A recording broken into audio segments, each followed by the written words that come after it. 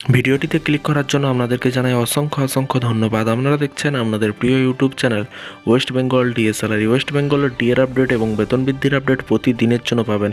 ইতিমধ্যে আপনার হেডিং দেখে বুঝতেই পারছেন সুসংবাদ। নির্বাচনের আগেই কিন্তু সরকারি কর্মচারীদের আশা পূরণ করলো সরকার। নির্বাচন মানে ভোটের আগেই কিন্তু সরকারি কর্মচারীদের আশা পূরণ করলো। কী আশা পূরণ করলো চলুন এক নজরে দেখে নিয়ে যাক। কেন্দ্রীয় হারে মহার্ঘ ভাতা অর্থাৎ ডিএর দাবিতে কিন্তু আন্দোলন চালাচ্ছে রাজ্য সরকারি কর্মচারীরা। কিন্তু কোনো না কোনো কারণে কিন্তু মামলা আদালতে কিন্তু ঝুলেই রয়েছে।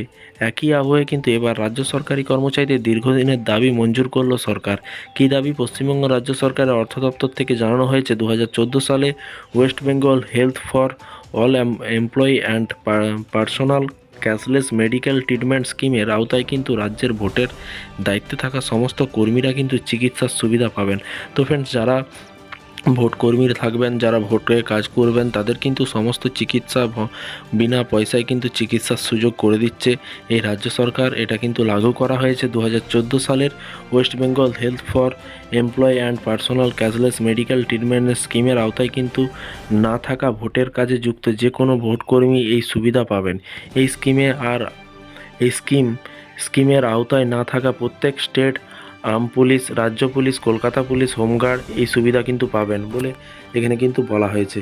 এবং এখানে দেখুন বলা হয়েছে পাশাপাশি driver, first level checking, EVM commission, ভোটের দিন এবং ভোট গণনার দিন কর্মরত বিইএল বা ইসিআইএল ইঞ্জিনিয়ারিং এই সুবিধা কিন্তু আরও সুবিধার আওতায় কিন্তু আসবেন তারা।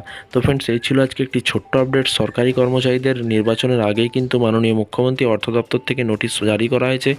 বলা হয়েছে যে ক্যাশলেসভাবে চিকিৎসা করা হবে। কোনো যদি দুর্ঘটনা হয় বা কোনো রকম শরীর অসুস্থ হয়ে পড়ে ভোট করাতে, তখন কিন্তু বিনা পয়সায় বিনামূল্যে চিকিৎসা পাবেন সরকারি কর্মচারীরা যারা কাজ করবেন।